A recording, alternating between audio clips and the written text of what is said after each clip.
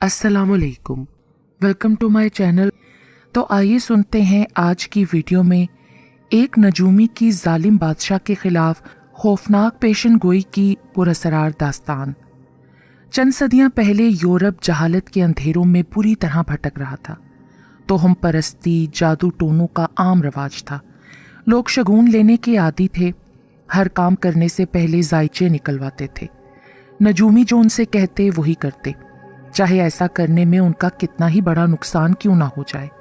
वो अपनी मनमानियां करने में मगन रहते। इस कहानी का ताल्लुक भी उन्हीं दिनों से है।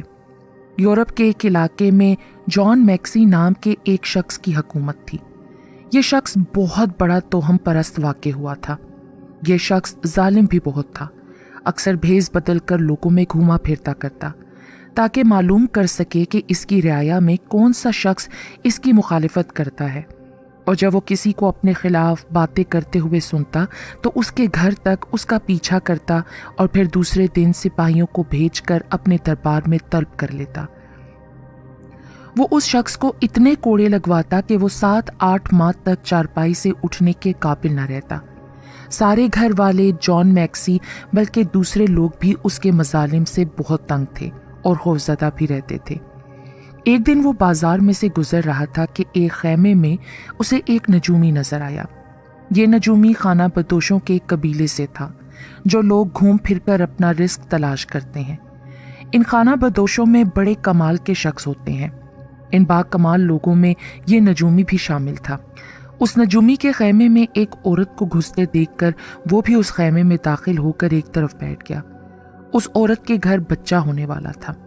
वो अपने होने वाले बच्चे के बारे में मालूम करना चाहती थी कि पैदा होने वाले बच्चे की किस्मत में क्या है। नजूमी ने उसका जायचा तैयार किया। वो जूं जूं उसका जायचा तैयार कर रहा था, उसके चेहरे की रंगत बदलने लगी थी। जब वो बच्चे का जायचा तैयार कर चुका तो उसने वहां मौजूद लोगों पर एक तायराना निगाह डाली। वो नहीं चाहता था कि जो बात वो इस औरत को बताने वाला है उसे बादशाह का कोई कारिंदा सुने। आम लोगों से उसे खतरा नहीं था, बल्कि जो बात बताने वाला था उसे सुनकर लोग खुश होंगे, क्योंकि लोग अपने बादशाह से नफरत करते थे। वो उसके ज़ुल्म सितम से तंग आए हुए थे। नजूमी को वहां कोई सरकारी आदमी नजर न आया। बादशाह तो खुद आम लोगों के भेस में था, और जब नजूमी को यकीन हो गया कि वहां कोई सरकारी आदमी मौजूद नहीं है तो उसने औरत से राजदाराना लहजे में कहा, बीबी, जो बात मैं तुझे बताने वाला हूं उसमें तेरे लिए और इस मुल्क के लोगों के लिए खुशी का मुकाम है। तेरे यहाँ जो बेटा पैदा होगा वो इस मुल्क के बादशाह के लिए अजाब बन जाएगा, और आखिरकार एक दिन उस बच्चे के हाथों वो हलाक हो जाएगा। मेरी बात अपने पल्ले बांध लो। वो औरत ये सुनकर उठी और खैमे में से बाहर निकल आई। उसे एक अच्छी खबर सुनने को मिली थी, क्योंकि उसके खाविंद को चंद माह पहले बादशाह ने हलाक कर दिया था। उसे बादशाह से सख्त नफरत थी। वो जब वहां से निकलकर अपने घर की तरफ चली तो बादशाह भी उठकर उसके पीछे हो लिया। नजूमी की बात ने तो उसके हाथों के तोते उड़ा दिए थे। वो उस औरत का घर देखकर वापस अपने महल में चला आया। रात भर वो सो नहीं सका था। फिर दिन चढ़ते ही उसने सिपाहियों को भेजकर उस औरत को अपने दरबार में तलब कर लिया। उसने सिपाहियों को हुक्म दिया कि इस औरत को किले की दीवार के साथ बांधकर इतने कोड़े मारो कि हलाक हो जाए। फिर इसके मरने के बाद इसे कब्रिस्तान में ले जाकर फेंक दो। इसकी लाश बाहर पड़ी होगी तो कव्वे, चील और गिद्धें इसका गोश्त नोच नोच कर खाएंगी। नामो निशान भी खत्म हो जाएगा इसका। सिपाहियों ने बादशाह का हुक्म सुना तो उसे वो जालिम लोग घसीटते हुए किले की दीवार के पास ले गए और उसके हाथ किले की दीवार के साथ कील ठोक कर बांध दिए। देखते ही देखते वो मजलूम औरत लहूलुहान हो गई। उसका सर एक तरफ ढलक गया। ये देखते हुए उस सिपाही ने अपना हाथ रोक लिया। कोड़े मारते हुए उसकी आंखों से आंसू बह निकले थे, मगर वो मजबूर था। बादशाह का हुक्म अगर वो ना मानता तो उसका खुद का सर कलम कर दिया जाता। सिपाहियों ने उस औरत को एक रेड़े पर डाला और उसकी लाश को लेकर कब्रिस्तान की तरफ बढ़े। वहां पहुंचकर उन्होंने लाश को उठाकर जमीन पर डाल दिया और वहां से वापस चले आए। उनको तसल्ली हो गई कि बादशाह का काम हमने कर दिया है। दरअसल वो औरत मरी नहीं थी। तकलीफ की वजह से उसको गश आ गया था और सिपाही ये समझते थे कि वो मर चुकी है, मगर सिपाहियों के वापस चले जाने के थोड़ी ही देर बाद उसे होश आ गया और तकलीफ की वजह से वो कराने लगी। इत्तफाक से उस कब्रिस्तान का गोरकन और उसकी बीवी बाजार से सौदा सल्फ खरीद कर जब उधर से गुजरे तो एक औरत को जख्मी हालत में देखकर रुक गए।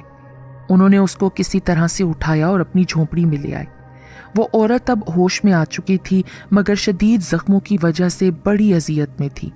फिर भी उसने इन नाजुक लम्हात में गोरकन और उसकी बीवी को आखिरकार बता दिया कि ये जुल्म उस पर बादशाह ने किया है। चंद माह पहले उसके खाविंद को भी हलाक कर दिया गया था और अब मुझे भी मार डालना चाहता था, मगर खुदा का शुक्र है कि सिपाही धोखा खा गए। वो मुझे मुर्दा समझते हुए कब्रिस्तान में फेंक गए ताकि कव्वे कुत्ते चीले मुझे खा जाएं। गोरकन और उसकी बीवी बादशाह से उसके जुल्म की वजह से सख्त नफरत करते थे। उन्होंने खुदा तरसी करते हुए उस औरत की खूब देखभाल की। इसी दौरान उसके घर लड़का पैदा हुआ तो वो बहुत खुश हुए। औरत का ख्याल आने पर गोरकन बोला, नेक बख्त भली मानस, ये मजलूम औरत बेबस और लाचार है। खुदा ने इसकी जान तो बचा दी, मगर अब जाएगी कहाँ इतने बड़े जहान में। हम बे औलाद हैं और फिर इनका बोझ ही कितना है जो हमें महसूस होगा। हम इतना कमा लेते हैं, इकट्ठे खा पी कर गुजर बसर कर लेंगे, बल्कि हमारे यहाँ रौनक भी रहेगी। इसलिए मेरा ख्याल है इनको अपने पास रख लें। तुमने तो मेरे दिल की बात कह दी। उस मजलूम औरत और बच्चे का हमारे सिवा कोई नहीं। अगर ये अपने घर गई और बादशाह को इल्म हो गया तो वो जरूर इसको कत्ल करवा देगा। इसका यहीं रहना बेहतर है। गोरकन और उसकी बीवी ने उस औरत और बच्चे को पनाह दे दी, मगर औरत के जख्म पूरी तरह भर ना सके। उसकी हालत दिन ब दिन बिगड़ने लगी। गोरकन ने अपने तौर पर जो उससे मुमकिन हो सकता था वो किया। उस औरत का बच्चा 1.5 बरस का हो चुका था। दोनों माँ और बच्चे में इतना प्यार था कि वो एक पल को भी अलहदा ना होते, लेकिन माँ को अंदाजा था वो ज्यादा देर अब जिंदा ना रह सकेगी। उसे अपने बच्चे का बड़ा गम था।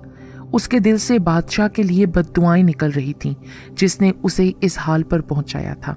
फिर उसे नजूमी की बात याद आ गई और वो कुछ मुतमईन हो गई। नजूमी ने बताया था कि उसके पेट से जन्म लेने वाला बच्चा बादशाह को हलाक करेगा, मगर वो ज्यादा दिन तक जिंदा न रह सकी। एक हैरानकुन बात ये हुई, जिस दिन औरत का इंतकाल हुआ बच्चा भी उसी दिन चल बसा। गोरकन और उसकी बीवी के लिए ये हादसा नाकाबिले बर्दाश्त था। वो तो समझ रहे थे कि ये दोनों उनके बुढ़ापे का सहारा बनेंगे, मगर वो दोनों तो एक साथ ही उनका साथ छोड़ गए। बच्चा गोरकन की बीवी से बहुत मानूस था। उसके दिल में मासूम बच्चे के लिए ममता बेदार हो चुकी थी। बच्चे के मरते ही गोरकन की बीवी पर गशी के दौरे पड़ने लगे। आखिर बड़ी मुश्किल से उसने अपने आप को संभाला और दोनों ने मिलकर एक बड़ी कब्र खोदी और माँ बेटे को कब्र में दफन कर दिया। कुछ दिन रोने धोने के बाद आखिर उन्हें सब्र आ गया। एक दिन गोरकन और उसकी बीवी उन दोनों के बारे में बातें कर रहे थे कि उन्हें झोंपड़ी में उस बच्चे की किलकारियां करने की आवाज सुनाई दी।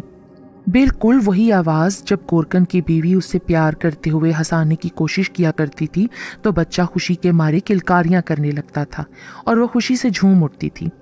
उन दोनों ने बिल्कुल वही आवाज सुनी थी। अगर वहम होता तो एक को होता, दोनों उस आवाज पर न चौंकते। अब वो जालिम बादशाह की सुने। वो अपने तौर पर मुतमईन होकर बैठ गया था कि माँ मर गई, बच्चा भी उसके साथ अंजाम को पहुंचा। उसके ख्याल में नजूमी की बात गलत साबित हुई थी। एक दिन वो अपनी मलिका के साथ घोड़ों पर सवार जब सैर करके महल के करीब पहुंचा तो उन दोनों के घोड़े अचानक खौफजदा हो गए और अपनी अगली टापों पर खड़े हो गए। तो बादशाह और मलिका घोड़ों से गिर पड़े, मगर उन्हें चोटें नहीं आईं। वो दोनों कपड़े झाड़ते हुए उठ खड़े हुए। उसी वक्त उन दोनों ने किसी बच्चे के हंसने और किलकारियां मारने की आवाज सुनी तो खौफजदा हो गए और एक दूसरे की शक्ल देखने लगे। खौफजदा वो इसलिए हुए थे कि दूर दूर तक कोई बच्चा तो क्या कोई बड़ा भी नहीं था।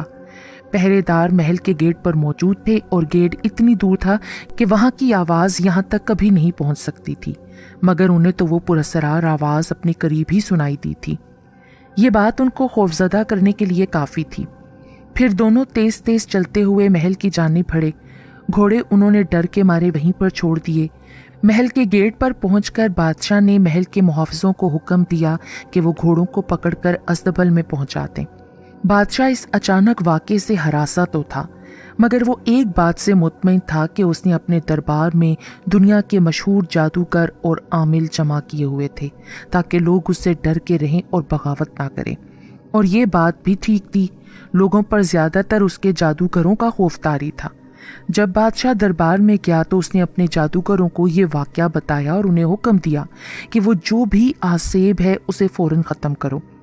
ये हुक्म पाकर वो जादूगर सर जोड़कर बैठ गए और अपने अपने अमल से उस आसेब को अपने सामने जाहिर होने का हुक्म दिया, मगर वो बच्चा तो उन पर जाहिर नहीं हुआ। उल्टा जादूगरों पर वो आफताब पड़ी कि सब जादूगर खौफजदा हो गए और उन्होंने बादशाह से कह दिया कि इस आसेब के सामने हमारे तमाम जंतर मंतर फेल हो गए हैं।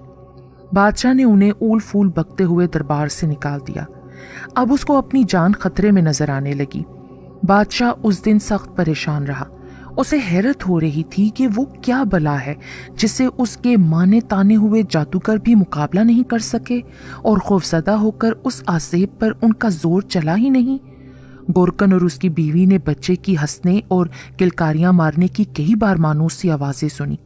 उनको ऐसा भी महसूस हुआ कि बच्चा उनके आसपास ही चल फिर रहा है, मगर उन्हें डर नहीं लगा, बल्कि उन्होंने ये समझा कि चूंकि उन्हें इस बच्चे से बहुत मोहब्बत थी, इसलिए ये सब उनके तसव्वुर में हो रहा है।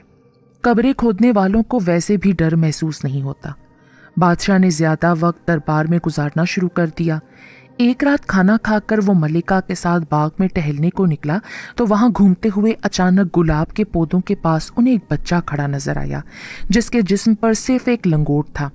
चांदनी में वो उन्हें साफ दिखाई दे रहा था, यहाँ तक कि वो उसके मासूम चेहरे पर गुस्से के आसार नुमाया तौर पर देख रहे थे।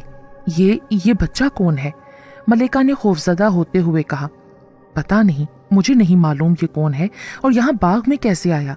बाग में दाखिल होने के लिए तो एक ही रास्ता है जिस तरफ से हम आते हैं, इसे हमने अंदर दाखिल होते नहीं देखा। बादशाह ने ये कहते हुए अपनी रीढ़ की हड्डी में एक सनसनीखेज लहर सी महसूस की जिसने उसके जिस्म के रोंगटे खड़े कर दिए। उसकी डर डर कर निकलने वाली आवाज में खौफ का अंसर पाया जाता था। उसने घबरा कर जोर जोर से मुहाफिजों को आवाजें दी। मुहाफिज तलवारें सूंघते दौड़े चले आए। बादशाह ने जब पलट कर उस बच्चे के बारे में मुहाफिजों से कुछ पूछना चाहा तो पुरअसरार बच्चा बाग में मौजूद नहीं था। वो वहां से गायब हो चुका था। उसने घबराते हुए मुहाफिजों से दरियाफ्त किया, अभी हमने एक बच्चे को यहाँ बाग में देखा था। वो बच्चा हमारे इस शाही बाग में कैसे दाखिल हुआ? तुम लोग कैसे पहरा देते हो आखिर? उसके चेहरे पर गुस्से के आसार देखकर मुहाफिजों के तो औसान खता हो गए और हर तरफ उस बच्चे को तलाश करने लगे। उन्होंने सारा बाग देख डाला, मगर किसी मुहाफिज को वो बच्चा नजर नहीं आया। एक मुहाफिज ने बादशाह को बावर कराया कि हजूरे वाला, पूरे बाग में उस बच्चे का कोई नामो निशान नहीं, वरना वो हमारे हाथ से किस तरह बचकर जा सकता था। यह सुनकर बादशाह और मलिका को सुबह वाला वाकया याद आ गया। बादशाह बोला, मलिका, हमने सुबह भी तो किसी बच्चे की आवाज सुनी थी ना जो हमें नजर नहीं आया था। कहीं ये वही बच्चा तो नहीं? अब भी वो यहाँ से यूं गायब हो गया है जैसे उसका वजूद यहाँ रहा ही ना हो। मुझे तो वो पुरस्सरार बच्चा कोई जिन भूत लगता था। आपने देखा नहीं, वो आपको कैसे घूर घूर कर देख रहा था, जैसे उसका बस चलता तो आपको कच्चा चबा जाता। मलिका ने खौफ से कांपते हुए कहा। बादशाह ने उसकी बात सुनी तो उसके चेहरे पर मौत के साए लहराने लगे। वो शख्स जो कि जालिम था, किसी पर जुल्म की इंतहा करते हुए उसका दिल नहीं पसीजता था।